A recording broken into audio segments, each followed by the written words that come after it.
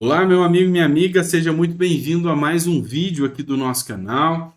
Sábado abençoado para você e só para você se situar. Hoje é sábado, dia 21 de janeiro. Esse é o nosso terceiro vídeo do dia, o vídeo das 4 horas da tarde, tá bom? Nosso canal está repleto de informação para você. Peço a você que não é inscrito, se inscreva, rumo a 1.200.000 seguidores. A matéria que eu trago para vocês aqui, ela é muito interessante. Ela faz menção aos militares, tá? E ao fatídico dia 8 de janeiro. E aqui a gente fala sobre uma matéria que foi publicada até no jornal A Trombeta, e ela faz menção a uma matéria da revista militar, tá? Uma revista que eu gosto bastante, tá? O título da matéria A Trombeta é o seguinte: A mão amiga do exército foi quem empurrou os patriotas para a boca do leão, diz sociólogo. O título da matéria lá da revista Sociedade Militar é 8 de janeiro, o dia dos ataques, né? O dia que não terminou. Olha esse trecho que o sociólogo Robson Augusto coloca. Milhares de pessoas, arrebanhadas, via celular, não conseguiam enxergar que elas eram um exército da intervenção. Desprovidas de senso crítico mínimo, não perceberam que quando iam para Brasília, naquele domingo, dia 8, estavam sendo atiradas na boca do leão. E por falar em atirar na boca do leão, por falar em ser atirado na boca do leão, inclusive saiu a decisão do Alexandre de Moraes, já fechou o parecer ali, mais de 750 pessoas presas, ao todo 1.300 pessoas foram investigadas, algumas liberadas, mas grande parte presa, vai responder por duras penas. Mas essa matéria aqui, eu achei interessante trazê-la porque ela joga a responsabilidade nos chamados militares melancias, né, que muita gente questiona aí. Então, eu vou fazer um jogo mental com você. Vamos brincar aqui de achar o culpado? Vamos nessa? Presta atenção. A revista aqui joga para cima dos militares. Foram omissos, se calaram, ficaram fazendo investidas. Alguns militares, inclusive, participaram de manifestações. Alguns militares soltaram palavras de ordem nas redes sociais. Então, poderia ser os militares. A segunda, que é a tese da esquerda, a responsabilidade é de Bolsonaro. Durante 4 anos, falando que não concordava com as urnas, que queria o voto impresso, e instigando e falando que não aceitaria o resultado das urnas. A segunda possibilidade, conforme a teoria da esquerda, é Bolsonaro. Outra possibilidade, conforme teoria também da esquerda, os influenciadores digitais. Esses também têm grande responsabilidade, porque ficaram instigando, fizeram matérias falando sobre tudo isso e incentivando o bolsonarismo como um todo. Então, grande responsabilidade, segundo até o que Lula falou ontem, é das redes sociais e dos influenciadores digitais. Ou poderia ser também dos empresários, do agro que tem satisfeito, dos grandes empresários que não querem Lula de jeito nenhum, que acham que Lula vai destruir a economia e eles são os financiadores desses atos. E por fim, mas não menos importante, a gente poderia jogar a responsabilidade aqui também, utilizando as palavras do ex-ministro do STF, o Marco Aurélio, que é do próprio STF, em especial do Alexandre de Moraes, que vem fazendo ações em total destoamento com a vontade popular, ou seja, medidas polêmicas, medidas que afastam as instituições do anseio popular, do apelo popular, criando verdadeiramente um caos institucional. Essas são as palavras do Marco Aurélio de Mello, ex-ministro do STF. Então você vai me falar de todos os responsáveis aqui citados. Quem você acha que é o grande responsável pelos atos do dia 8? Ou são justamente os que foram lá e que hoje estão presos, a responsabilidade é toda deles. Não adianta, Bolsonaro não instigou, não é por raiva do STF, não é por causa dos influenciadores, não é por causa dos financiadores. E tem mais uma responsabilidade aqui, é de Lula, né? Não podemos esquecer, porque agora a tese de Marcos Duval, a tese do Zema, que Lula queria que isso acontecesse, então ele deu uma pitadinha, deixou acontecer para ele se beneficiar politicamente. Não esquece dessa possibilidade da gente falar também. Pois bem, É lógico que isso tudo depende de apuração e uma CPI é mais do que necessária. É por isso que muitos influenciadores de direita estão pedindo mais do que nunca agora a CPI. Agora que Lula está com medo da CPI, agora sim os influenciadores estão pedindo e estão cobrando esta CPI para que se instaure a verdade e que se saiba. Teve infiltrado? Quem pagou esses infiltrados? Eles tinham técnicas. Eram técnicas de militares ou eram técnicas de guerrilha? Quem foi o grande responsável por tudo isso? Uma CPI vai dizer.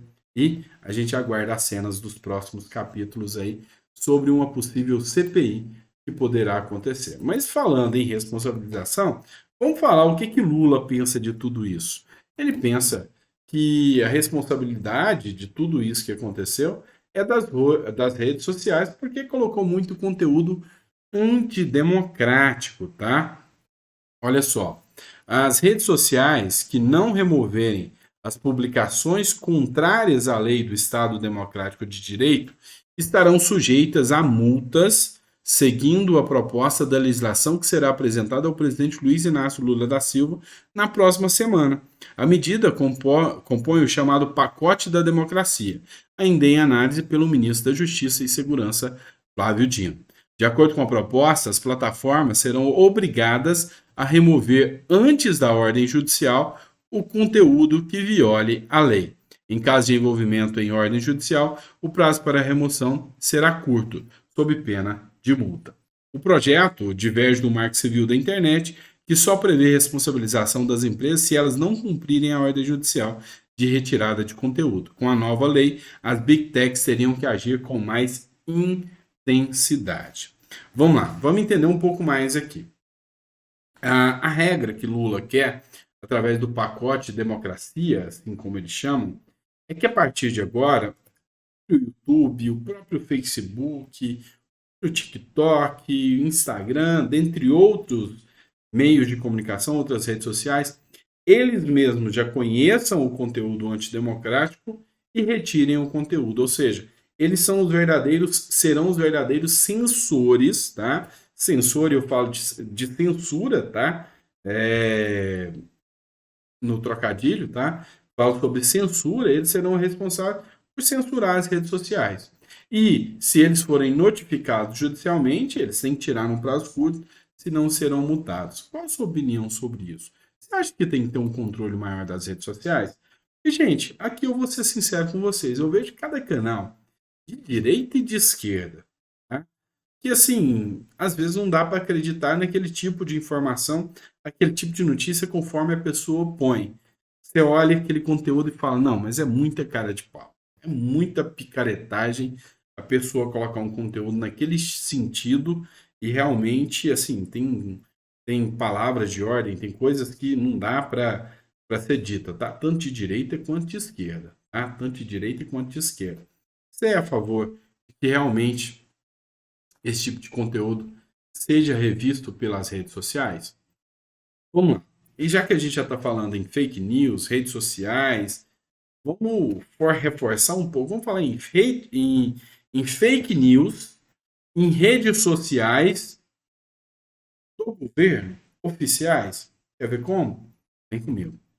O PSDB vai à justiça para o governo remover o termo golpe de site. A apresentação da nova presidente da EBC faz referência ao impeachment de Dilma como golpe de 2016, tá? Na quinta-feira, o PSDB usou as redes sociais para informar que decidiu acionar a Justiça Federal após o governo federal adotar a palavra golpe para se referir ao impeachment da ex-presidente Dilma Rousseff.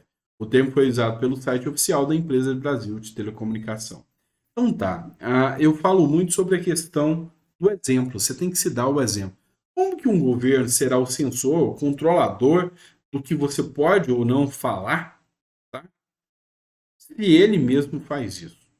Vem cá, você tem noção da ofensa à honra e à dignidade do Michel Temer que foi feita agora pelo governo Lula? Você tem noção? Porque Temer foi eleito democraticamente, já que eles falam que não se pode questionar isso. Mas vamos falar sobre isso?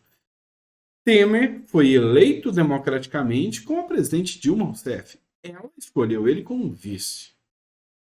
Vamos lá. Para o processo de impeachment ter início, um dos poderes, que é o STF, deu o start ali. Primeiro, o Senado, através do Rodrigo Pacheco, fez as averiguações, ou perdão, do presidente do Senado, na época não era o Rodrigo Pacheco, fez da Câmara, fez as averiguações, era o Cunha, Eduardo Cunha, fez as averiguações, mandou para o STF, outro poder, que falou, tá ok, cometeu mesmo, vamos investigar, investigou. Voltou para a Câmara. Dos 513 deputados, a grande maioria votou contra Dilma Rousseff. Foi para o Senado, contra Dilma Rousseff.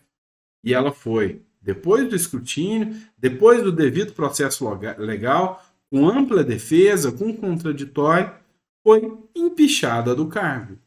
Pois é, não seria um ato antidemocrático o governo Lula chamar isso de golpe? Não seria realmente um ato antidemocrático que deveria gerar a prisão de algumas pessoas, se você olhar pela mesma lógica advinda dos bolsonaristas? Pois é, o PSDB resolveu agir e aqui eu vou te trazer um spoiler, tá? Eu vou fazer uma análise com você. Vamos lá. Se essa ação cair na mão de Alexandre de Moraes ou qualquer um do STF, você acha que o julgamento vai ser favorável ou contra?